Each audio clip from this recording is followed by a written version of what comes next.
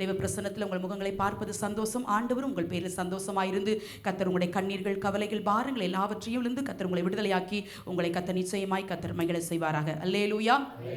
இந்த நாளிலும் ஒரு வசனத்தை நாம் சேர்ந்து வாசிக்கலாமா?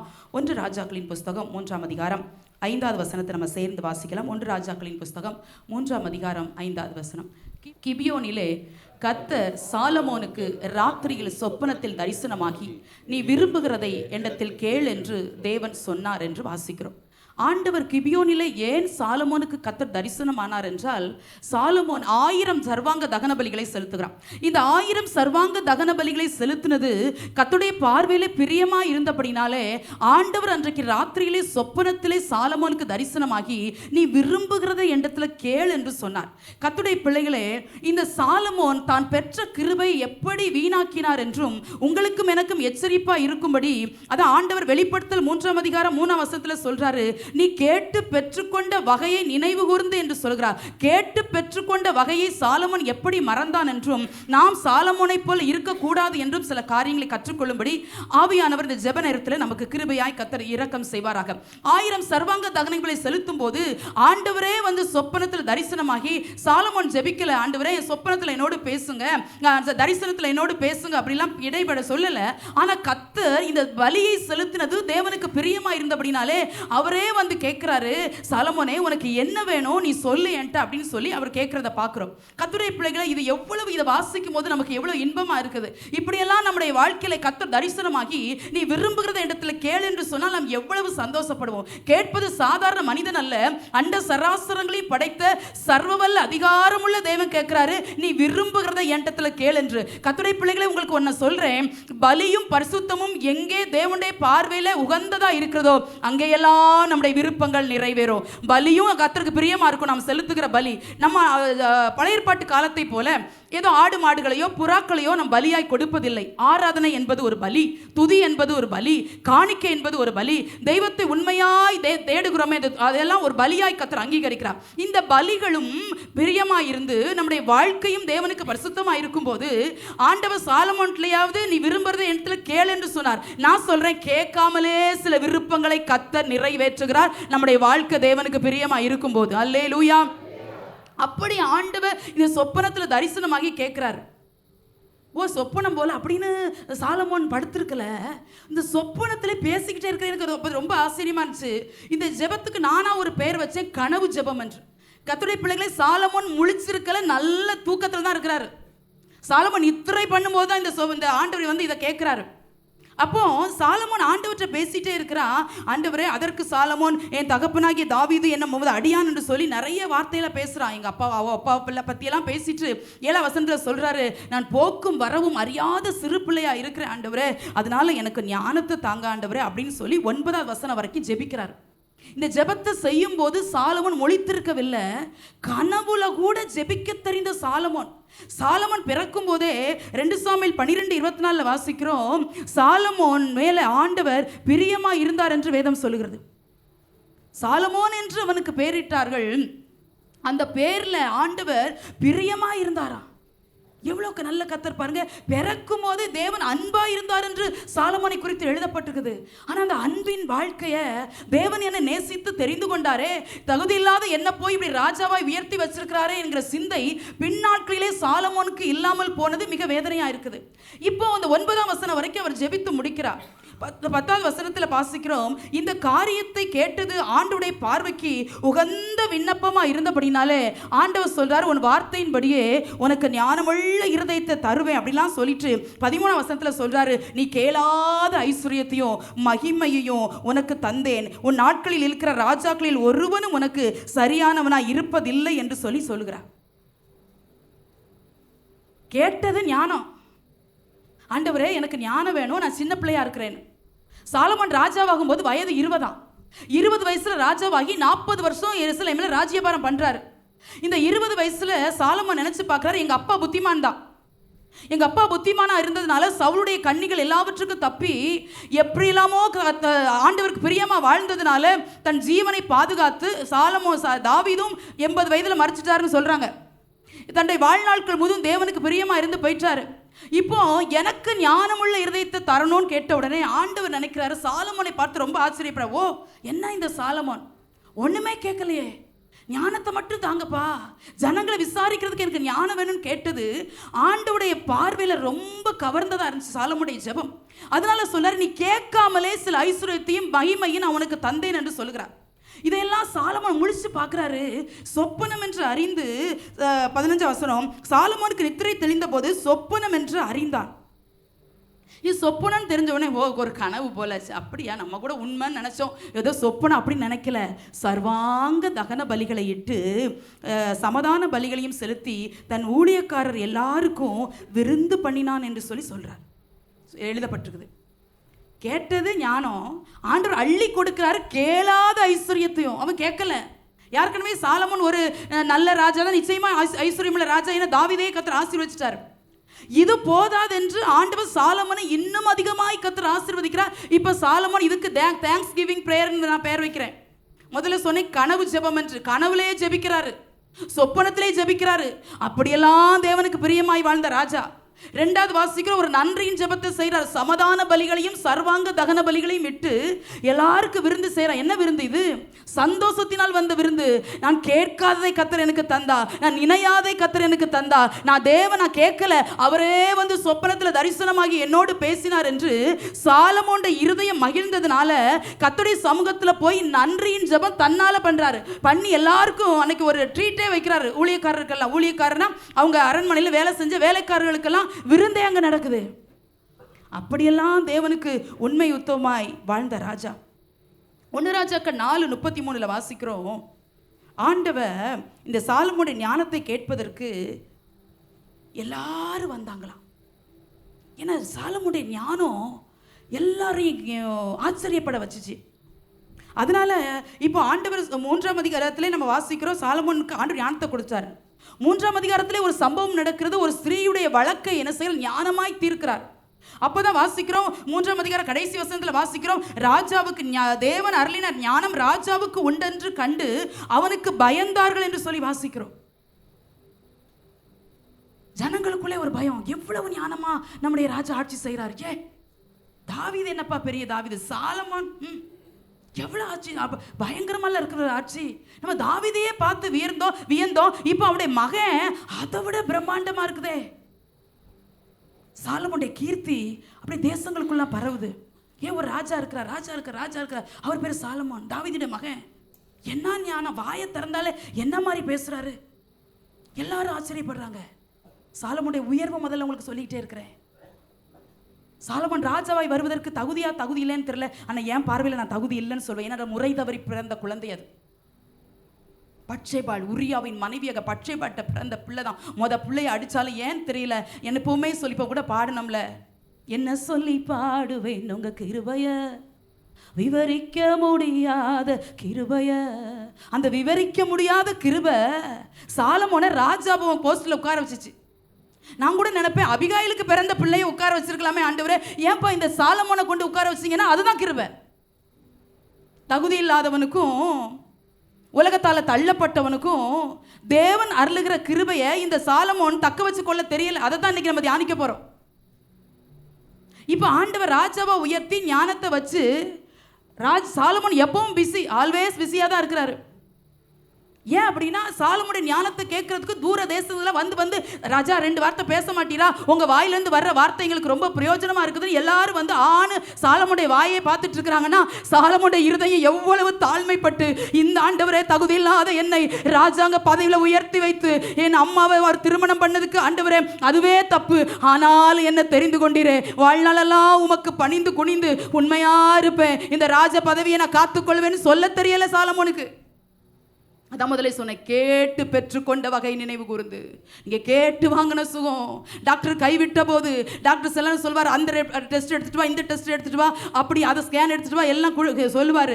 நம்மளும் போய் எல்லாம் எடுப்போம். டாக்டர்கிட்ட போய் ரிப்போர்ட்டை கொடுக்கும்போது நமக்கு இங்கே ஹை ப்ரெஷரே ஆகும், இருதயம் ஹார்ட் பீட் அவ்வளோ ஹையாக இருக்கும். டாக்டர் என்ன சொல்ல போறாருனோ அவர் சிலரை ஃபைலை திருப்பி கொடுத்து சொல்வார், நார்மல்மா போயிட்டு வாம்பாரு.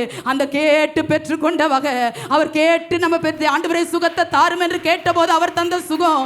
ஆண்டவரே என்னை தூக்கி எடும் என்று சொன்ன போது அவர் நம்மை தூக்கி எடுத்த விதம், சில மரண கட்டிலிருந்து கர்த்தர் நம்மை விடுதலையாக்க வேண்டும் என்று கேட்டபோது அவர் நம்மை விடுதலையாக்கின விதம் வாழ்நாளெல்லாம் நம்முடைய இருதயத்தில் துடித்துக் கொண்டே இருக்கணும். அப்பதான் சொல்லணும், செய்த நன்மை ஆயிரங்கள் சொல்லி சொல்லி பாடுவேன், செய்த நன்மை சந்தோஷமாய் சொல்லி சொல்லி பாடுவேன்.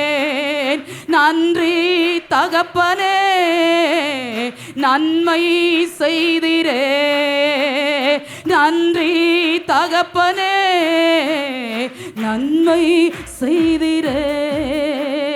நன்றி பாலி பீடம் கட்டுவோ, நல்ல தேவன் நன்மை செய்தார். நன்றி பாலி பீடம் கட்டுவோ, நல்ல தெய்வம் நன்மை செய்தார். ஒரு முறை செய்த நன்மை ஆயிரங்கள் சொல்லி சொல்லி பாடுவேன், செய்த நன்மை ஆயிரங்கள் சொல்லி சொல்லி பாடுவேன்.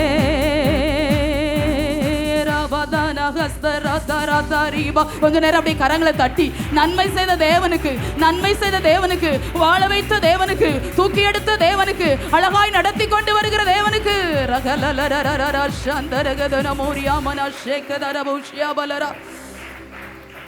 இப்போ ஆண்டவர் இவ்வளவு தூரம் சாலமோனை உயர்த்திட்டார். 1 ராஜாக்கள் 4:25 வாசிக்கிறோம், சாலமோனுடைய நாளெல்லாம் தான் துவக்கி பெயர்சபா மட்டும் அவரவர் தங்கள் தங்கள் திராட்சை செடியின் நிழலிலும் தங்கள் தங்கள் அத்தி மரத்தினிலும் சுகமாய் குடியிருந்தார்கள்.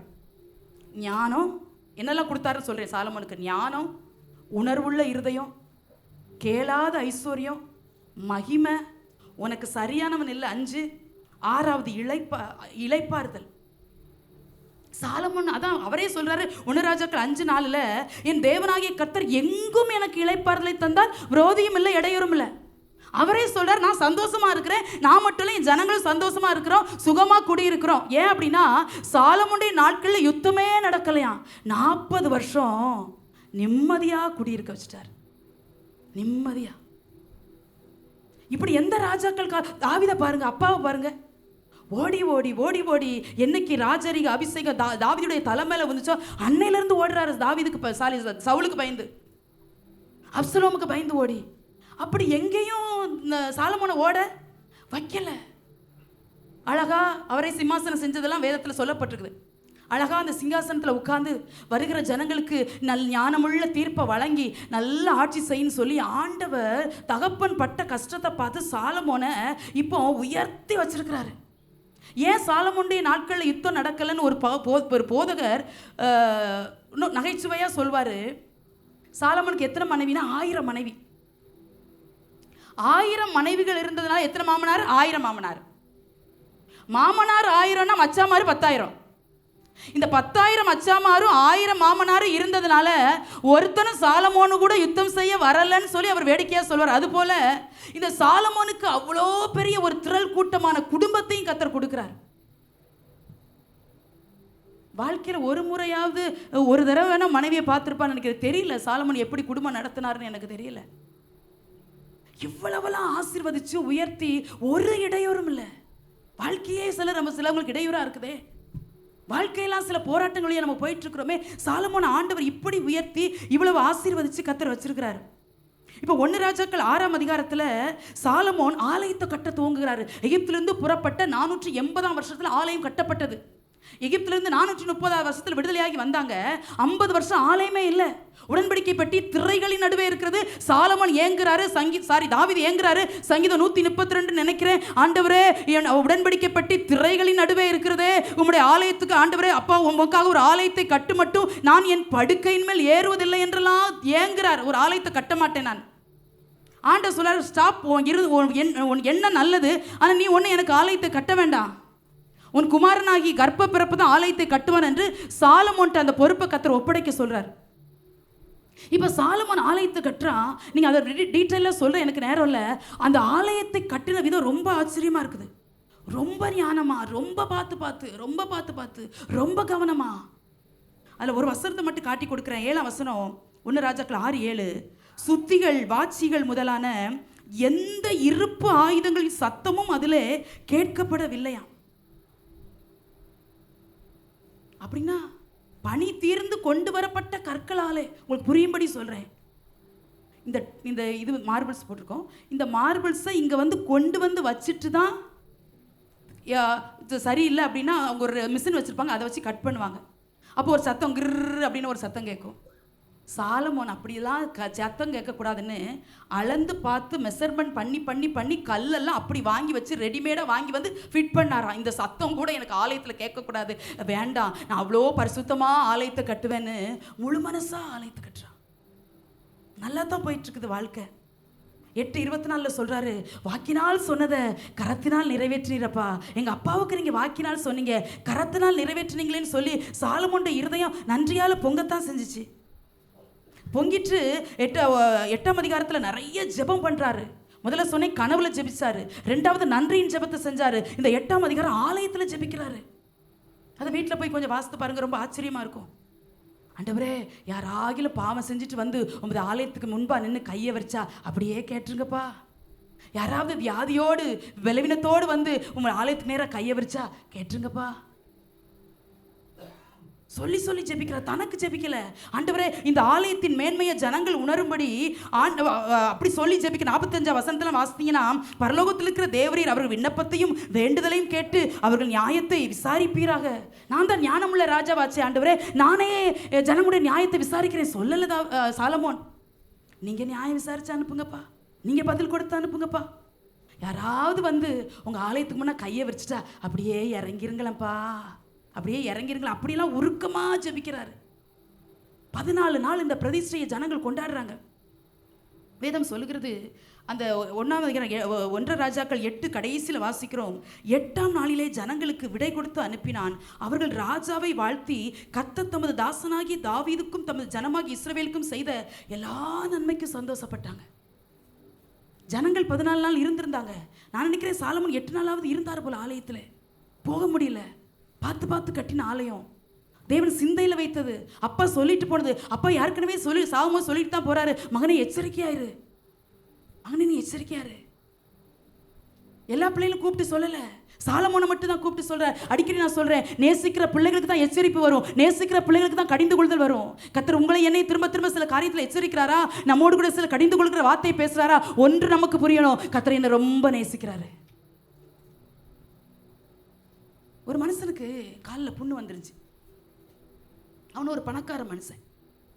டாக்டர்கிட்ட போவான். அவனுக்கு சுகர் இருக்குன்னு டாக்டருக்கு தெரியும். அதனால இவன் போன உடனே அந்த டாக்டர் புண்ணெல்லாம் பார்க்க மாட்டார், இவனும் புண்ணு இருக்குன்னு சொல்லவும் மாட்டான். டக்குன்னு ஒரு மாத்திரை எழுதுவார், கொடுப்பாரு. அது வழக்கமாக சாப்பிட்றது, சுகர் மாத்திரை கொடுப்பாரு, ஏதோ வந்துடுவான். இப்போ அந்த டாக்டர் டிரான்ஸ்ஃபர் ஆகி போயிட்டார். இப்போ அடுத்து ஒரு லேடி டாக்டர் வந்துருச்சு அந்த ஹாஸ்பிட்டலுக்கு. இவன் போனால் சுகர் டெஸ்ட் பண்ணிவிட்டு எனக்கு ஒரு மாத்திரை எழுதுவார் அந்த டாக்டர். சாரி, சுகர் டெஸ்ட்டே பண்ண வேண்டாம், எனக்கு முந்தி இருந்த டாக்டர் எனக்கு ஒரு மருந்து மாத்திரை எழுதி தருவார், அதை நீங்கள் எழுதித்தாங்க. இந்த அம்மா சொல்லிச்சு, அப்படிலாம் நான் எழுதி தர மாட்டேன், நீ போ செக் பண்ணு, உன் சுகர் லெவல் எவ்வளோ இருக்குன்னு செக் பண்ணு, அதுக்கப்புறம் நான் மாத்திரை எழுதுவேன்.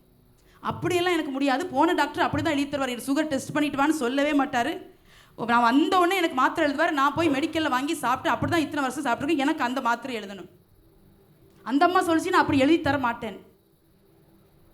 டெய்லி போய் அந்த அம்மாட்ட வாதாடிக்கிட்டே இருந்தான். காலில் புண்ணு வந்து வெளியே நாற்றம் வர ஆரம்பிச்சிச்சு. நாற்றத்தை மறைக்கிறதுக்கு செண்டு, நாற்றத்தை மறைக்கிறதுக்கு கோட்டு, நாற்றத்தை மறைக்கிறதுக்கு அப்படியே நீல இழுக்க வேட்டி கட்டி எப்படியெல்லாமோ நாற்றத்தை மறைச்சு பார்த்தான்.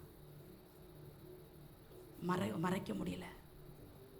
இந்த டாக்டர்மா சொல்லிச்சு, உன்ட்ட முதலே சொன்னனே, உன்னை டெஸ்ட் பண்ணாமல் உனக்கு மாத்திரை தரமாட்டேன்னு சொன்னனே, எத்தனை நாளைக்கு நீ புண்ணை மறைப்ப, நீ உள்ளே வந்தாலே எனக்கு நாறுது.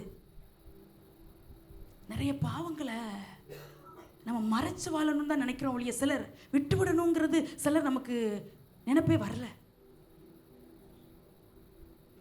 8 நாளும் இந்த சாலமோன் ஆலயத்தில் தான் இருக்கிறான். ஜனங்களும் வாழ்த்தி அவனுக்கு விடை கொடுக்குறாங்க, ராஜாவை வாழ்த்துறாங்க.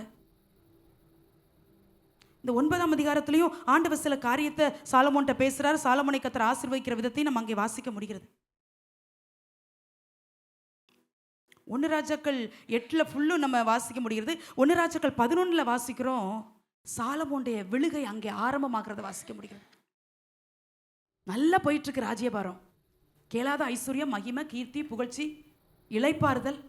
இவன் சாப்பிட்ட சாப்பாடை கொஞ்சம் எடுத்து வாசித்து பாருங்க, ஆச்சரியமா இருக்கும். டெய்லி 100 ஆடு அடிச்சு, 100 ஆடு மட்டும் இல்லை, நிறைய அடிச்சிருக்கிறாங்க. அதில் ஒன்றை மட்டும் சொல்கிறேன், 100 ஆடுகளை அடித்து சாலமோன் சாப்பிட்றாரு. சாலமோனை போல சம்பூர்ணமாய் உடுத்தினமும் இல்லை, சாப்பிட்டவனும் இல்லை. அப்படி ஆண்டவர் ஆசீர்வச்சிட்டார் சாலமோனை. இப்போ 11ஆம் அதிகாரம் வரும்போது 1ஆம் வசனத்தில் வாசிக்கிறோம், சாலமோன் பார்வோனின் குமாரத்தை நேசித்ததும் அல்லாமல், சில பேர் அங்கே சொல்லப்பட்டிருக்குது, அநேகம் ஸ்திரீகள் மேலும் ஆசை வைத்தான். முதல் விழுக அங்கே ஆரம்பிக்கிறது. ஆசை ஆசை ஆசை. நம்ம சிலர் சொல்லுவோம், ஆசையாரிச்சு இதை செஞ்சிட்டோம். ரொம்ப பிள்ளைங்க ஆசைப்பட்டு இதை செஞ்சாங்க. ஆசை வரும்போது யோசனைக்கு மனசு வராது. ஆசை வரும்போது தேவன்கிட்ட கேட்கணுமான்னு மனசு வராது. அந்த நேரத்தில் நம்முடைய இருதயத்தின் தாகத்தை பார்க்கலும், ஏக்கத்தை பார்க்கலும், பரிசுத்தை பார்க்கலும் ஆசை தான் முந்திக்கொள்ளும். அந்நிய அருவருப்பை செய்யறதுக்கு சாலமோனுக்கு ஆசை வந்துச்சான். ஏன் கல்யாணம் பண்ணு நினைக்கிறியா? பண்ணு. இஸ்ரவேல் ஜன கோத்திரத்தில் தெரிந்தெடுத்து 1000 என்ன 2000 கூட பண்ணு. அருவருப்பான ஜாதிகிட்ட போய் ஏன் சம்பந்தம் கலக்கிற? ஆண்டவர் சொல்லித்தானே உன்னை அழைச்சாரு. ஆண்டவர் 2 முறை தரிசனமாகி பின்ன உள்ள அதிகாரங்களை பேசுறாரு. 2 முறை பேசுறாரு. கர்த்தருடைய பிள்ளைகளே, இந்த சாலமோனுக்கு இந்த ஆசை பெரிய பின்விளைவுகளை கொண்டு வருது.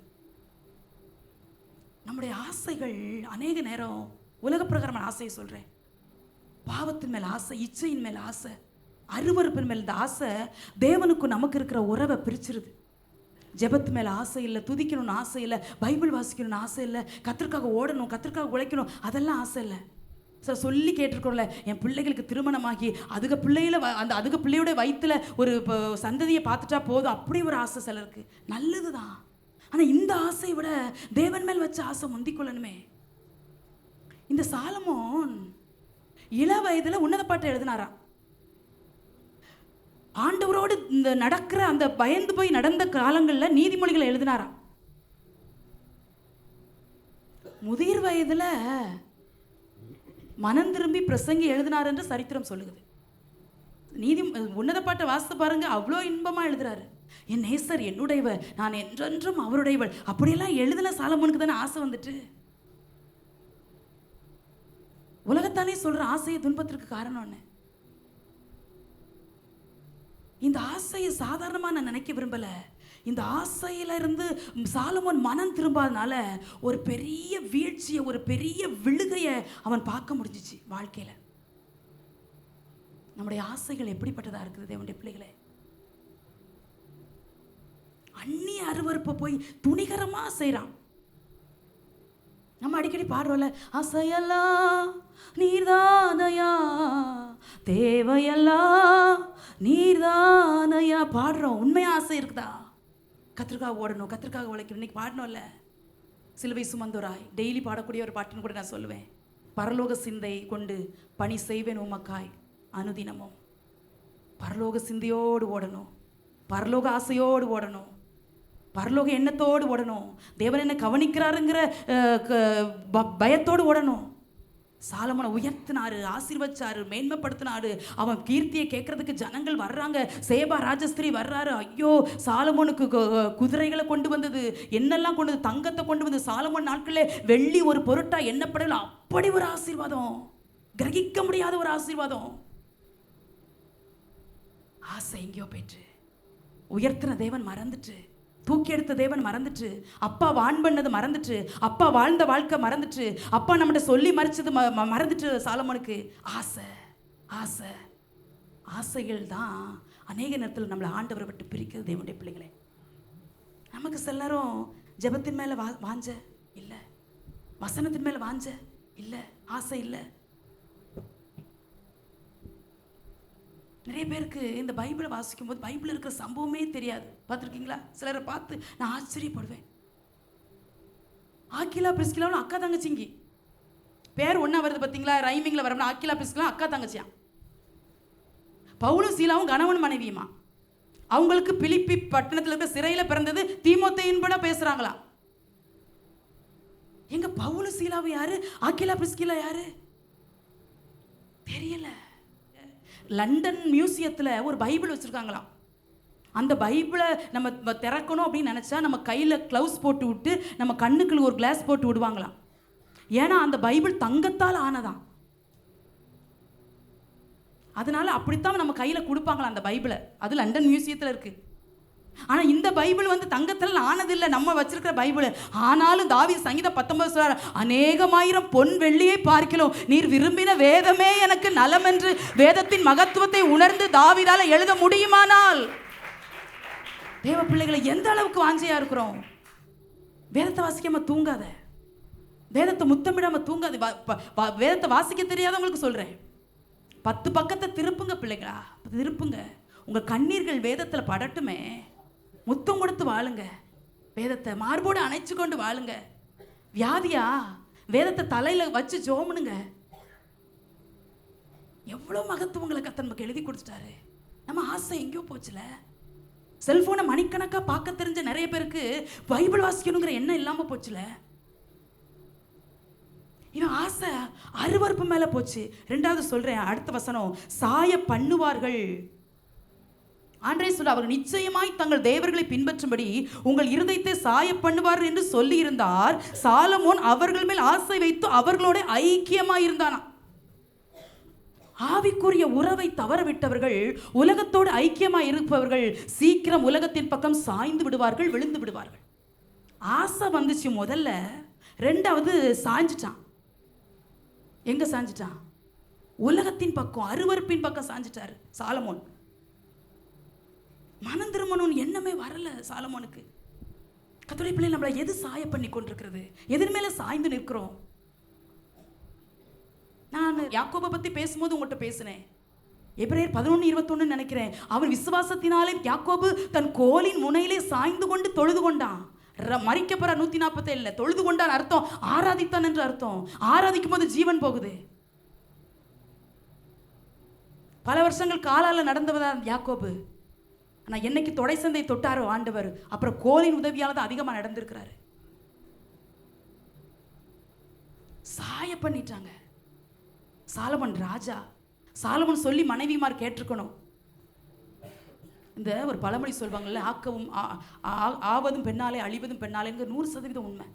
ஒரு பெண் நினைச்சா என்னன்னாலும் செஞ்சிடறா குடும்பத்தில். நான் அதை பாசிட்டிவாக உங்களோட பேசுகிறேன். பெண்களே, ஜெபத்தால் சாதிச்சு காட்டுங்க. உங்கள் பரிசுத்தால சில காரியத்தை நீங்கள் சாதிச்சு காட்டுங்க. எதெல்லாம் உங்கள் வாழ்க்கையில் சவாலாக இருக்குதோ, எதெல்லாம் உங்கள் வாழ்க்கையில் யோர்தானை போல இருக்குதோ, எதெல்லாம் உங்கள் வாழ்க்கையில் செங்கடலை போல இருக்குதோ, என் கணவன் சரியில்லை, என் பிள்ளை சரியில்லை அப்படின்னு நீங்கள் சொல்கிறத விட, என் முழங்கால் நிச்சயம் சில காரியங்களை சாதிக்க வைக்கும் என்பதை அறிந்து நீங்கள் தேவ சமூகத்தில் எடுக்கிற வைராக்கியமான தீர்மானம் இருக்குது பாருங்கள். நீங்கள் சில வருடங்கள் கழித்து நீங்கள் சாட்சி சொல்வீங்க, கர்த்தர் என் குடும்பத்தை மாற்றி இருக்கிறார் என் ஜெபத்தினால என்று சொல்லி. இது அங்கே சாய பண்ணிட்டாங்க சாலமோனை. ஆசை சாய பண்ணிச்சு. 3வது வசனம் கடைசி வார்த்தை சொல்லுவார்கள், அவன் இருதயத்தை வழுவி போக பண்ணினார்கள். ஆசை சாய வைத்து வழுவ வச்சுட்டு சாலமோனை வழுவிட்டானா. அடுத்த வசனம் சொல்லுது, சாலமோன் வயது சென்ற போது அவனுடைய மனைவிகள் அவன் இருதயத்தை அந்நிய தேவர்களை பின்பற்றும்படி சாய பண்ணினார்கள். வலுவ வச்சாங்கல்ல, நீ நழுவியாவது வெளியே வந்து கர்த்தரோட உத்தமமா இருந்திருக்கலாமே சாலமோனே. கர்த்தருடைய பிள்ளைகளே, நாம் வழுவினாலும் நழுவினாலும் நம்மை கழுவுகிற இயேசுவின் ரத்தம் உண்டு. சில காரியத்தில் நம்ம வழுவி இருந்திருக்கலாம், அப்படின்னா வழி விலகி போயிருந்திருக்கலாம். ஆனா நம்ம ஆண்டவருடைய ரத்தம் நம்முடைய பாவங்களை கழுவுகிற அப்படின்னாலே நம்ம ஆண்டவருடைய திரும்பி வந்து நம்ம மன்னிப்பு கேட்கணும். வேதம் சொல்கிறது, அவன் இருதயம் தன் தேவனாகிய தாவீதின் இருதயத்தை போல தன் தேவனாகிய கர்த்தருடைய அவன் இருதயம் உத்தமமாய் இருக்கவில்லை. நெகட்டிவா சொல்லுது, இருக்கல அவன் இருதயம் அப்பா மாதிரி இல்லை. ஒரு சம்பவத்தை ஒரு போதகர் சொன்னார், உண்மையாக நடந்த ஒரு சம்பவத்தை. ஒரு குடும்பம் டூரிஸ்ட் வர்றாங்க. டூரிஸ்ட் வரும்போது தன்னுடைய காரில் ஒரு விலை கூட நாயை கொண்டுட்டு வர்றாங்க. அது அவங்க வளர்த்த விலை கூடன ஒரு நாய், ரொம்ப அன்பாக ரொம்ப செல்லமாக அந்த நாய்க்கு கூட மெனு போட்டு அப்படிலாம் சாப்பாடு கொடுத்து அவ்வளோ கேர் பண்ணி வளர்த்துருக்குறாங்க. அது ஒரு காஸ்ட்லியான ஒரு டாக். அவங்க இந்த டூரிஸ்ட்டுக்கு வரும்போது எப்படியோ அந்த நாய் என்ன செஞ்சிட்டாங்க, மிஸ் பண்ணிட்டாங்க. சரி போனால் போதும் அப்படின்னு சொல்லிட்டு அவங்க போகலை. எல்லா பேப்பர்லேயும் விளம்பரம் கொடுக்குறாங்க. அறிவிப்பு கொடுக்குறாங்க, இப்படி ஒரு நாய் நாங்கள் வச்சுருந்தோம், இப்படி நாய் தொலைஞ்சிச்சு, அந்த நாய் இப்படி இருக்கும், அந்த நாய் இதுதான் சாப்பிடும், அந்த நாய் வெள்ளையாக இருக்கும், அது முதுகில் 3 கருத்த முடி இருக்கும், இதுதான் அதுக்கு அடையாளம்னு சொல்லி. அப்போ இவ்வளவு ஒரு வாரமாக பேப்பரில் இது வந்துக்கிட்டே இருக்கு. உடனே எல்லாரும் நினைக்கிறாங்க, சே எவ்வளவு கவலைப்பட்டு இந்த நாய் இப்படி தேடுறாங்களே அப்படின்னு பார்த்து அந்த எங்கே மிஸ் பண்ணாங்களோ அங்கே இருக்கிற எல்லா வீட்டில் போய் தேடுறாங்க. ஒரு வீட்டில் அந்த நாய் இருக்குது. அந்த நாய் எங்கே போச்சுன்னா ஒரு விசுவாசி வீட்டுக்கு போயிருக்கு. தப்பி தவறி போனது ஒரு விசுவாசி வீட்டில் போய் அந்த நாய் ஏறி இருக்கு. அவங்க ஒரு மெனு போட்டு அவங்களும் இந்த நாய் என்ன செஞ்சுக்கிட்டு இருக்காங்க, வளர்த்துக்கிட்டு இருக்காங்க. அப்படி வளர்த்துட்டு இருக்கும்போது அந்த விசுவாசி பேப்பரை படிக்கிறாரு, இப்படி ஒரு நாய் தொலைஞ்சிட்டு, அந்த நாய் வெள்ளையாக தான் இருக்கும், அந்த முதுகில் 3 கருத்த முடி இருக்கும், இதுதான் அடையாளம். இவர் பார்க்குறாரு, இந்த நாய் வெள்ளையாக இருக்கு, முதுகில் 3 கருத்த முடி இருக்கு. இப்போ எப்படியும் கண்டுபிடிச்சிருவாங்க, இந்த நாயை கொண்டுட்டு போயிடுவாங்கன்னு அவருக்கு தெரிஞ்சு, அவருக்கு 3 பிள்ளைகள். முதல் மகனை கூப்பிட்டு ஒரு முடியை பிடுங்கினா அவன் ஒரு முடியை பிடுங்கிட்டான். 2வது மகனை கூப்பிட்டு ஒரு முடியை பிடுங்கினா அவனும் ஒரு முடியை பிடுங்கிட்டான். 3வது மகனை கூப்பிட்டு ஒரு முடியை பிடுங்கினா அவனும் பிடுங்கிட்டான். இப்போ தேடி தேடி தேடி தேடி நாயை தேடி இவங்க வீட்டுக்கே வர்றாங்க. ஐயோ இதுதான் எங்கள் நாய். அது எஜமான பார்த்தோன்னே துள்ளுது, குதிக்குது. சரி பாருங்க என்ன அடையாளம்னு பாருங்க. ஆமாம் வெள்ளையாக தான் இருக்குது. நீங்கள் சொன்ன 3 கருத்த முடி இல்லையே, இது உங்கள் நாய் இல்லைன்னு சொல்லி இந்த விசுவாசியை அனுப்பி வச்சுட்டார். வேற வழி இல்லை, அடையாளம் அழிஞ்சு போச்சுல்ல, வேற வழி இல்லை. ஆமாம் 3 கருப்பு முடிய காணும், போயிட்டாங்க. அவர் மரிக்கும்போது, அந்த விசுவாசி மரிக்கும்போது அந்த போதகருக்கு ஒரு கடிதம் எழுதினாராம். பாஸ்டர், என் பிள்ளைங்க 3 ரட்சிக்கப்படலை, என் பிள்ளைங்க 3 ஞானஸ்தானம் எடுக்கலை, என் பிள்ளைங்க 3 அபிஷேகம் பெறலை, நான் இப்போ மரிக்க போகிறேன். என் பிள்ளைகிட்ட மனம் திரும்புங்க, ஆண்டவர்கிட்ட வாங்க, ரட்சிக்கப்படுங்க, ஞானஸ்தானம் எடுங்கன்னு சொன்னால் அதுக்கு சொல்லுது, நாய்க்கு முடி பிடுங்கன்னு அப்பன் தானே நீ எல்லாம் என்ன சொல்ல வர்றதுன்னு என் பிள்ளைகள் சொல்லுது. இந்த 3 முடியை பிடுங்கி அட்லீஸ்ட் ஒரு நாய்க்காக நான் பரலோகத்தை என் பிள்ளைகளை இழக்க வைத்து விட்டேனே என்று கண்ணீரோடு கடிதம் எழுதினாராம். உண்மை இது. நம்முடைய வாழ்க்கை தான் பிள்ளைகளுக்கு ரோல் மாடல். அடிக்கடி சொல்லிட்டேன், திரும்ப சொல்லணும் அவசியம் இல்லை. நம்ம செய்கிற பிள்ளைங்க பார்க்குறாங்க, நம்ம ஜெபிக்கிறத பிள்ளைங்க பார்க்குறாங்க, ஜெபிக்காமல் இருக்கிறதையும் பிள்ளைங்க பார்க்குறாங்க, நம்ம கெட்ட வார்த்தை பேசுகிறத பார்க்குறாங்க, நம்ம சில தவறான காரியங்களுக்கு ஒத்து போகிறது நம்ம நினைக்கிறோம் பிள்ளைங்க ஒன்றும் தெரியலைன்னு. பிள்ளைங்க ஆல்வேஸ் நம்ம கூட இருக்கிறாங்க, எல்லாத்தையும் வாட்ச் பண்ணி தான் இருக்கிறாங்க. பிள்ளைகளை கூப்பிட்டு கேளுங்க, அம்மா எப்படி அப்பா எப்படிங்கிற கடன்னு சொல்லுவோம். சாலமோனுக்கு ஆசை வந்து அந்த ஆசை சாய பண்ணி அந்த ஆசை கத்தரை விட்டு வலிவி போக வந்துச்சான். அதான் 9ஆம் வசனம் சொல்லுது, ஐயா இஸ்ரவேல் தேவனாய் கர்த்தர் சாலமோனுக்கு 2 விசை தரிசனமாகி பேச, அன்பா இருக்கிறனால 2 முறை பேசுறாரு. விட்டுருப்பா வேண்டாம். இந்த சாலமோன் செஞ்ச காரியம் ரொம்ப ஆச்சரியமா இருக்கு. 5ஆம் வசனம் 1 ராஜாக்கள் 11:5லையும் 17 நீங்கள் 5லேருந்து 7 வரைக்கும் நீங்கள் வாசித்தீங்கன்னா, ஆலயம் கட்டினால சாலமோன், பார்த்து கட்டினால, பல வருஷமா கட்டினால, அழகழகா கட்டினால, ஆசாசையா கட்டினால, அதே சாலமோன் 5ஆம் வசனம் சொல்றது, அந்நிய தெய்வர்களை பின்பற்றினான். ஆண்டவர் சொல்றார், என்ன பின்பற்றுன? நம்ம எதை பின்பற்றி கொண்டிருக்கிறோம்? கர்த்தருடைய பிள்ளைகளை எதை பின்பற்றி கொண்டிருக்கிறோம்? பின்பற்றுவதற்கு 1000 அசுத்தங்களும் 1000 கவர்ச்சிகளும் 1000 மாயைகளும் இந்த உலகத்தில் பெருகிட்டு. பின்பற்றி போனால் போகலாம் தான், ஆனால் அங்கே போக முடியாது. ஒரு சின்ன காரியத்தில் வேதம் தெளிவாக வெளிப்படுத்தல சொல்லுகிறது, தீட்டுள்ளதும் அருவருப்பை நடப்பிக்கிற எதுவும் பரலோக ராஜ்யத்தில் பிரவேசிக்க முடியாது. ஒரு நாள் நான் ஏர்போர்ட்டில் நாங்கள் நின்றுட்டுருக்குறோம். ஒரு நல்ல வாலிப மகன், நல்ல பர்சனாலிட்டியாக இருக்கிறான். ஒரு சின்ன ஹேண்ட் லக்கேஜ் ஒன்று வச்சுருக்கிறான், கையில் வந்து ஒரு அட்டைப்பட்டி ஏதோ ஒன்று வச்சுருக்கிறான். அந்த அட்டைப்பட்டி படத்தை பார்த்தா ஒரு விளாட் சாமா மாதிரி தெரியுது. பிள்ளைங்களுக்கு ஏதோ சின்ன பிள்ளைங்கள் விளாடுற ஒரு விளாட் சாமா மாதிரி தெரியுது. அந்த செக்இன் பண்ணுற இடத்துல அவங்க அதை அனுமதிக்கலை, கொண்டு போகக்கூடாது அப்படிங்கிறாங்க. அவன் ரொம்ப கெஞ்சுறான், அங்கே போகிறான் இங்கே போகிறான். நான் எல்லாம் செஞ்சாலும் நான் கொஞ்சம் அந்த நபரையை வாட்ச் பண்ணிகிட்டு இருக்கிறேன். ஏன்னா அவர் பதறாரு. இப்போ பிள்ளைகளுக்கு, வீட்டில் இருக்கிற பிள்ளைகளுக்கு ஆசையாக என்னத்தையும் வாங்கிட்டு வர்றாரு. இப்போ அவன் சொல்கிறான், இதை கொண்டுட்டு நீ ஃப்ளைட்டில் ஏறக்கூடாதுங்கிறான். ரொம்ப நேரமாக அங்கிட்டு ஓடுனா ஒன்றும் செய்ய முடியல. அவருடைய முகமே மாறி போச்சு. அப்புறம் ரொம்ப நேரம் கழித்து காசு கொடுத்தாரா இல்லைன்னா அவங்க ரொம்ப கெஞ்சி கூத்தாடி அதை அனுமதிச்சாங்களான்னு தெரியல. ரொம்ப நேரம் கழித்து கடைசியில் அவரை போன்னு சொல்லிட்டாங்க போல. உடனே அந்த அட்டைப்பட்டியை தூக்கிட்டு ஆசையாக, ரொம்ப பெருசில் கொஞ்சம் சின்னது தான், அதை தூக்கிட்டு ஆசையாக வந்து ஏறும் போது பார்த்தேன், ஆண்டவரே அங்கே கெஞ்ச கூட வாய்ப்பு இல்லைப்பா பரலோகத்தில், உள்ள விட மாட்டேன்னு சொல்லும்போது கெஞ்சி கூத்தாடி உள்ள போயிருவேன்னு சொல்லக்கூட வாய்ப்பு இல்லையப்பா. கர்த்தருடைய பிள்ளைகளை ஆணித்தரமாய் கர்த்தருடைய வார்த்தை உங்களோடு சொல்கிறேன். கெஞ்ச கூட ஒரு சமயம் நமக்கு இருக்காது அங்கே பரலோகத்தில். துட்டு கொடுத்து உள்ளே போடுறான்ல, இந்த சில நேரம் நம்ம வெயிட் அதிகமாக கொண்டு போனால் 1 கிலோவுக்கு இத்தனை ரூபான்னு பணம் கட்டுனா கொண்டு போய்க்கலாம். அப்படியெல்லாம் ஒரு சான்ஸ் அங்கே பரலோகத்தில் கொடுக்கப்பட போகிறது இல்லை. இவன் கொஞ்சம் கூட எனக்கு இந்த பின்பற்றினான்ங்கிற வார்த்தை என் இருதயத்தை ரொம்ப சிந்திக்க வச்சுச்சு. ஆண்டவரை எப்படி பின்பற்ற முடியும்? இந்த தேவன் உண்மையிலவர்ன்றதை அறிந்து தரிசனத்தில் வந்து என் கூட பேசி எனக்கு ஞானத்தை கொடுத்து நான் கேளாத ஐஸ்வர்யத்தை கொடுத்துருக்கும் போது எப்படி பின்பற்றுவதற்கு ஆசை வந்துச்சு. தான் சொல்ல, ஆசை எங்கேயோ எடுத்துட்டு போயிடும். ஒரு சின்ன ஆசை, சின்ன காரியம்தான், சின்ன காரியமாக தான் இருக்கும். அந்த சின்ன காரியம் நீங்கள் திரும்பி பார்த்தா உங்கள் ஜெபத்தை ஜெபிக்க விடாமல் உங்களை செஞ்சுருக்கும், சபையோட ஐக்கியப்படாமல் செஞ்சுருக்கும், நீங்கள் தேவனை துதிக்க விடாதபடி செஞ்சுருக்கும், ஆராதிக்க விடாதபடி செஞ்சுருக்கும். அது சின்ன காரியம், சின்ன வேலை, சின்ன ஏதாவது ஒன்று சிறுசு தான். பின்பற்றினான். அந்த 7ஆம் வசனம் எனக்கு ரொம்ப ஆச்சரியமாக இருந்துச்சு. அவன் அருவருப்பாகிய மோளைக்கும் மேடையை கட்டினான். ஆலயத்தை கட்டின அதே கை அசுத்தமாகிய விக்கிரக கோயிலையும் கட்டி கொடுக்குது.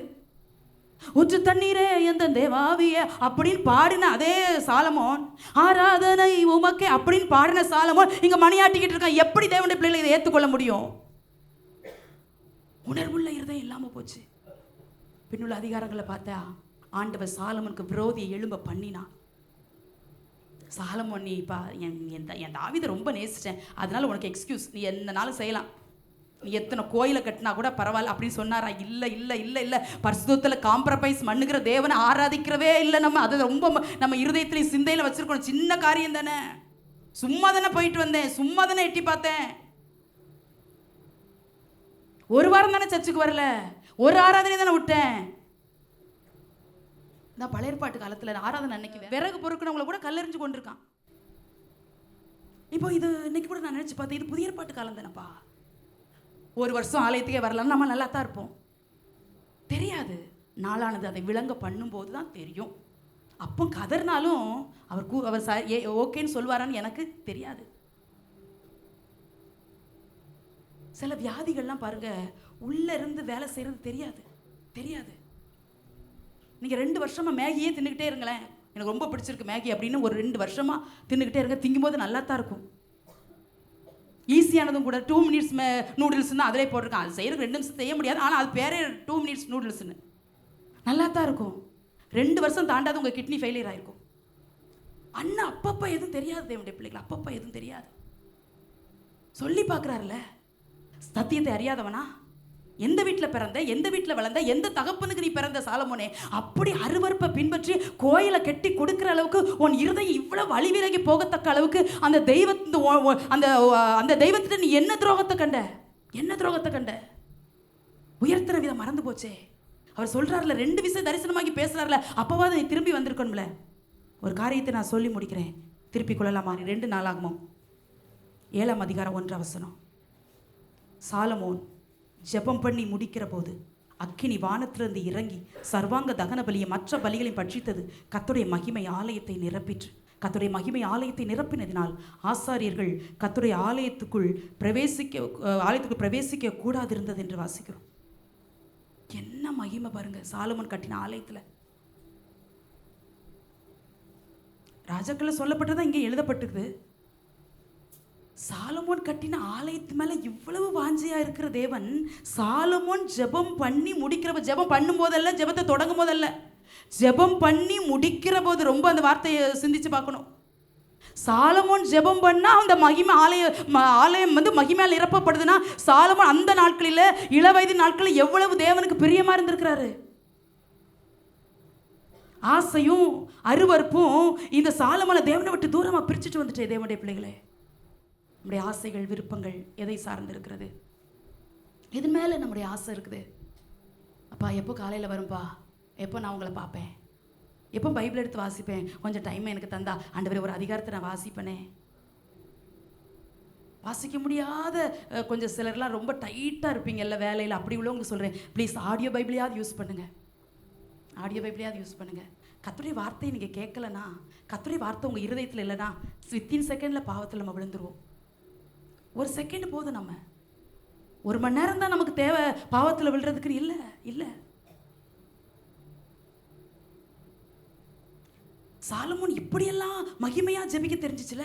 சாலமோனுடைய ஜெபத்தை கேட்டு மகிமை மூடி ஆசாரியர்கள்லாம், பாஸ்டர்ஸ், ஊழியர் செய்கிற ஆசாரியர் கூட உள்ளே போக முடியல, அப்படி மகிமை மூடிருச்சா. அப்படிப்பட்ட சாலமோன் தானே விழுந்து போனா. வேதம் சொல்லுகிறது, அக்கினி இறங்குகிறதையும் கர்த்தருடைய மகிமை ஆலயத்திலே தங்கி இருக்கிறதையும் இஸ்ரவேல் புத்திரர் எல்லாரும் கண்டு கர்த்தர் நல்லவர், அவருடைய கிருபை என்றும் உள்ளது என்று சொல்லி அவரை துதித்தார்கள் என்று சொல்லப்படுகிறது. அப்படியெல்லாம் ஜெபிக்க தெரிஞ்சிச்சு. கர்த்தருடைய மகிமையை கொண்டு வரும்படி சாலமோனுக்கு ஜெபிக்க தெரிஞ்சிச்சு. ஆனா அதே சாலமோன் தான் விழுந்துட்டாரு. தரிசனத்தில் ஆண்டோட பேசின சாலமோன் தான் விழுந்துட்டாரு. ஆலயத்தை கட்டின அதே சாலமோன் தான் விழுந்துட்டாரு. நன்றி செலுத்தின அதே சாலமோன் தான் விழுந்துட்டாரு. உங்களுக்கு எனக்கு இது எச்சரிப்பு, தேவனுடைய பிள்ளைகளே, எச்சரிப்பு. சாலமோனை கர்த்தர் உயர்த்தி, நீ விரும்புறதை என்கிட்ட கேளுன்னு வாலண்டியரா வந்து கொடுத்தாரே. கேளாததெல்லாம் உனக்கு கொடுத்தாரே. உங்க அப்பாட்ட கூட அப்படி கேட்கலையே சாலமோனே. தாவீதே உனக்கு என்ன வேணும் கேளுன்னு சொல்லலையே. ஆண்டவர் அது 1 ராஜாக்கள் வாசிக்க முடியும். ஆண்டவர் சொல்ற 2 முறை தரிசனமாகி பேசிட்டு ஒரு வார்த்தை சொல்வாரு, உன் ராஜ்ய பரத்தை பிடுங்கி அப்படிம்பாரு. ஓ, பிடுங்கிருவேன் அப்படின்ட்டாரு. உயர்றியா, என்னை மறந்துட்டியா, துணிகரமா பாவம் செஞ்சது மட்டும் இல்லை, கல்யாணம் பண்ணது மட்டும் இல்லை, இஷ்டம் போல போறியா. நீ தானே எழுதுன உன்னத பாட்டில், திரண்ட தண்ணீர்களும் வெள்ளங்களும் அன்பை தணிக்க முடியாதுன்னு. நேசத்துக்கு கீழே என்னத்தையும் கொடுக்க முடியாதுன்னு எழுதுன. நேசம் மரணத்தை போல் வலிது நீ தானே எழுதுன. நீயா விழுந்துட்ட. நீயா அண்ணி அருவருப்பாக இந்த பெண் உன்னை திருமணம் பண்ணின உன் மனைவிகளுக்காக இவ்வளவு என்னை விட்டு நீ விலகி போனன்னு சொல்லி ஆண்டவர் ராஜ்யபாரத்தை பிடுங்கி ஆண்டவர் தாவீதுக்காக சாலமோனுடைய பிள்ளைகளுக்கு கொடுக்கிறாரு. கர்த்தருடைய பிள்ளைகளுக்கு எவ்வளவு எச்சரிப்பு பாருங்க, எவ்வளவு எச்சரிப்பு. வார்த்தையை முடிக்க போறேன். ஒரு காலத்தில் கர்த்தருக்காக ஓடின சாலமோன், ஆலயத்தில் இருந்து அப்படிலாம் ஜெபிக்க தெரிஞ்ச சாலமோன், ஆண்டவருக்கு ஆலயத்தை கட்டும்போது நிச்சயமா நினைக்கிற சாலமோன் தூங்கி இருக்கவே மாட்டாருன்னு. எவ்வளோ பிளான் போடணும், இவ்வளோ பார்த்து சொல்லணும், செய்யணும், வேலை செய்யறதுக்கு அங்கங்கே ஆட்களை நியமிக்கணும். இதெல்லாம் செஞ்சு அதே எண்ணமாக இருந்த சாலமோனுக்கு ஒரு சின்ன ஆசை தேவனை விட்டு தூரமாய் வழி விலகி போக வச்சுட்டே அந்த 1-2 நாளாகமும் 7ஆம் அதிகாரத்தில் ஒரு வார்த்தையை சொல்லி ஜெபிக்கிறார் பாருங்க. 15, இந்த ஸ்தலத்தில் செய்யப்படுகிற ஜெபத்துக்கு என் கண்கள் திறந்தவைகளும் என் செவிகள் கவனிக்கிறவர்களுமா இருக்கும் என்று ஆண்டவர் வாக்கு கொடுக்கிறார். ஏன் தெரியுமா? மகிமை ஆலயத்தை நிரப்புகிற இடத்துல ஆண்டோடைய கண்களும் செவிகளும் இருதயம் அங்கே என்னாலும் வைக்கப்பட்டிருக்கும். ஆண்டு வாக்கு கொடுக்கிறார். சாலமோன், இவ்வளோ கதறில்ல, நீ தேவ சமூகத்தில் நின்று ஆலயத்திலிருந்து இப்படிலாம் ஜெபிச்சியே. கைகளை விரிச்சு ஜெபிச்சாராம், கைகளை விரிச்சு. கர்த்தருடைய பிள்ளைகளே, நம்முடைய வாஞ்சை, நம்முடைய தாகம், நம்முடைய விருப்பம், நம்முடைய எண்ணங்கள் எல்லாம் எதை சார்ந்திருக்கு? நிறைய பேர் நம்ம பிஸியாக தான் இருப்போம். ஸ்கூலுக்கு போகிற பிள்ளைங்க ஸ்கூல் போவாங்க, எக்ஸாம் சிலபருக்கு ஸ்டார்ட் ஆகும், வேலைக்கு போகிறவங்க ரொம்ப பிஸியாக தான் இருப்பீங்க. ஆனால் அந்த பிஸியான ஷெட்யூல் மத்தியிலும் உங்களுக்கு ஒன்று சொல்லிட்டு நான் வார்த்தையை முடிக்கிறேன். ஜெபிக்க முடியாத இடத்துல உங்கள் சரீரத்தின் ஏதாவது ஒரு பகுதி ஆண்டவரோடு கனெக்டாக இருக்கணும்னு நான் விரும்புகிறேன். நல்லா சிலர் என்கிட்ட யாராவது பேசிகிட்டே இருப்பாங்க, என் கை இப்படி ஆடிக்கிட்டே இருக்கும். நான் யாரையாவது நினச்சி இந்த கை மூலமாக நான் ஜெபிச்சு என் ஆண்டவருக்கு எனக்கு இருக்கிற உறவை நான் காத்துக்கிடுவேன். சில நேரம் என்கிட்ட யாராவது பேசிகிட்டே இருப்பாங்க, என் மடியில் என் கையை மறைச்சி வச்சு இப்படியே வச்சுக்கிடுவேன். இப்படி வச்சுட்டேன்னா நான் ஆண்டவருக்கு எனக்கு கனெக்ட் ஆகுதுன்னு அர்த்தம். ஏன் முன்னால் 2 பேர் இருந்து பேசிட்டு தான் இருந்திருப்பாங்க, அவங்க காரியத்தை சொல்லிட்டு தான் இருந்திருப்பாங்க, அவங்க பிரச்சனையை சொல்லிட்டு தான் இருப்பாங்க. ஆனால் என் கை ஆண்டவரோட கனெக்ட் ஆகிரும். அது விரலாக இருக்கலாம், அது கையாக இருக்கலாம். இந்த 2ம் ஆப்ரேட் பண்ண முடியாத இடத்துல வாய் அப்படி மூடிக்கிட்டே உள்ள அந்நிய பாஷை பேசிகிட்டே இருப்பேன். வாய் கனெக்ட் ஆகும் சில நேரம் ஆண்டவற்றை.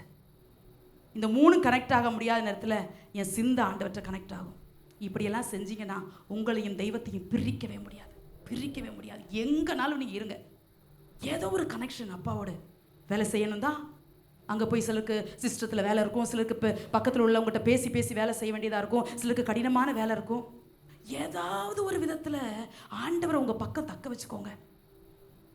கிருபையை காத்துக்கொள்ள சாலமோன் தவறிட்டார். கிருபை தான் தேடி வந்துச்சு. சாலமோன் ஆண்டவர் கிருபை நிமித்தமாக தான் உயர்த்துறாரு, கிருபை நிமித்தம் தான் வாழ வச்சாரு. ஆனால் அந்த கிருபையை காத்துக்கொள்ள தெரியல. சரி 2 தடவை பேசுறாருல, அப்பமாவது ஆண்டவரே விட வேண்டியது, எஸ்ரா புஸ்தகத்தில் வாசிக்கிறோம், அந்த ஜனங்கள் விட வேண்டியதை விட்டு, அதான் நம்ம தியானிச்சோம் நேற்று, விட வேண்டியதை விட்டு அவங்க மனம் திரும்பினாங்களே, மனம் திரும்பல இந்த ராஜாவுக்கு. எப்பவுமே பாருங்க, ஆண்டவர் அறியாதவங்க சீக்கிரமா மனம் திரும்புவாங்க. ஆண்டவர் அறிஞ்சவங்களுக்கு தான் 1000 பிரசங்கம் பண்ணினாலும் அபிஷேகம் பெறாது, ஞானஸ்தானத்துக்கு ஒப்பு கொடுக்காது, ஜெபிக்க தெரியலன்னு சொல்லும். அப்படி இந்த சாலமோன் துணிஞ்சதுனால ஆண்டவர் ராஜ்யபாரத்தை பிடுங்கிட்டாரு. ஆனாலும் சொல்றாரு, என் தாசனாகிய தாவீதுக்காக என்னாலும் ஒரு விளக்கு கட்டளையிடுவேன். என்ன செய்ய, என் தாவீது என் இருதயத்துக்கு ஏற்றவனாய் கண்டேன் என்று நான் வாக்கு கொடுத்துட்டேனே, அதனால அவனுக்காக ஒரு விளக்கு எரிஞ்சுக்கிட்டே இருக்கும். கர்த்தருடைய பிள்ளைகளை, தாவீதா இருக்க விரும்புறீங்களா, சாலமோனா இருக்க விரும்புறீங்களா? நீங்க தான் சூஸ் பண்ணிக்கிடணும். நீங்க தாவீதா இருந்தீங்கன்னா என்னாலும் ஒரு விளக்கு உங்க வீட்டில் எரிஞ்சுக்கிட்டே இருக்கும், எரிஞ்சுக்கிட்டே இருக்கும். அதை அணைக்க முடியாது. அது ஆசீர்வாதத்தின் விளக்கு, அது ஜெயத்தின் விளக்கு, அது ஜெயத்தின் விளக்கு. குடும்பத்தை பார்த்தாலே சொல்வாங்க, இந்த குடும்பத்தில் ஏதோ ஒன்று இருக்குதே.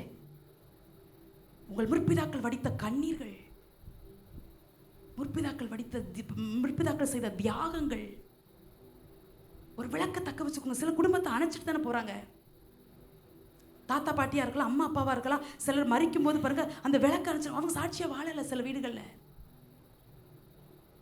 ஆண்டவர் சொல்றாரு, சாலமோனே உனக்காக விளக்குன்னு சொல்ல, தாவீதுக்காக விளக்கு, தாவீதுக்காக விளக்கு.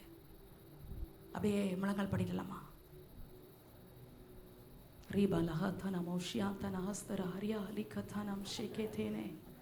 சாலமோன் ஜெபம் பண்ணி முடிக்கிற போது அப்படியெல்லாம் மகிமை இறக்கி ஜெபிக்க தெரிந்த சாலமோன் தான் விழுந்து போயிட்டார். மகிமை இழந்து போன சாலமோன், கிருபை இழந்து போன சாலமோன், எச்சரிப்பை அலட்சியம் பண்ணின சாலமோன், உயர்த்தி வைத்த விதத்தை மறந்து போன சாலமோன், கேளாததை தந்தாரே என்று எண்ண தெரியாத சாலமோன். கர்த்தருடைய பிள்ளைகளை, நம்முடைய வாழ்க்கையை நம்ம ஆராய்ந்து பார்ப்போம். இந்த சாலமோனை மட்டும் சொல்லலை. ஆண்டவரே, என் வாழ்க்கை, என் குடும்பம், என் பிள்ளைகள், நான் போய்கொண்டிருக்கிற விதம் எப்படிப்பட்டதா இருக்கிறது? நான் கேட்டு பெற்றுக்கொண்ட வகையை நான் நினைவு கூர்ந்து வாழ்ந்து கொண்டிருக்கிறேனா? சில மரண பள்ளத்தாக்கிலிருந்து என்னை தூக்கி எடுத்து நடத்தினாரே, அதை என் இருதயம் மறந்து போனதோ? ராபாகா சாரா கதனா ரீகபல் சியாமனஹஸ்தரோ லீகபவரதி ஹஸ்தனா.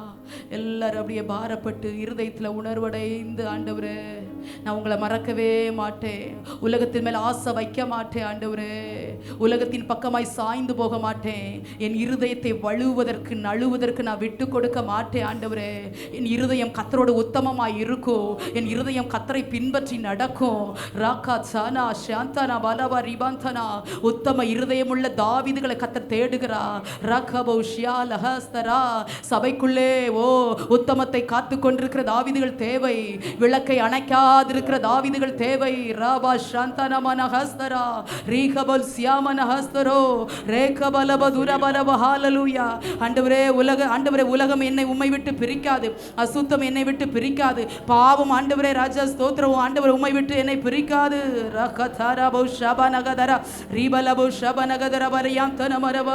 எல்லாரும் சொல்லி ஜெபிக்கல. ஆண்டவரே என்னை தருகிறே, என்னை ஒப்பு கொடுக்கிற ஆண்டவரே, ஆண்டவரே ராஜா ஹல்லேலூயா.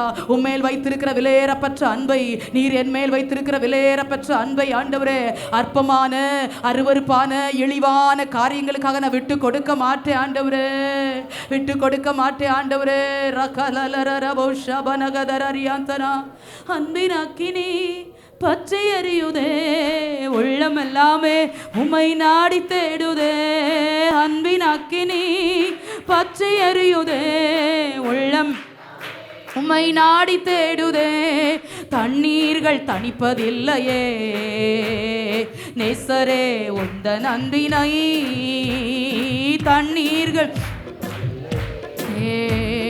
நேசரே உந்தன் அன்பினை, தண்ணீர்கள் தணிப்பதில்லையே. நேசரே உந்தன் அன்பினை, தண்ணீர்கள் தணிப்பதில்லையே. நேசரே உந்தன் அன்பினை. ஹல்லேலூயா. உலகமாகிய தண்ணீர்கள், பாவமாகிய தண்ணீர்கள், அருவருப்பாகிய தண்ணீர்கள் என்னை பிரிக்காது, என்ன பிரிக்காது. தேவ ஜனமே, கர்த்தர் நம்பி நம்மை ஒரு புதிய ஆண்டுக்குள் அழைத்து கொண்டு போகணுமே. ஆண்டவரே உம்மேல் கொண்டிருக்கிற தாகம் என் வாழ்க்கையில பெருகட்டும், உம்மேல் கொண்டிருக்கிற ஆத்ம வாஞ்சை என் வாழ்க்கையில பெருகட்டும். ஆண்டவரே ஆசையை கர்த்தர் பக்கமாய் சாய பண்ணுகிற ராபாலாக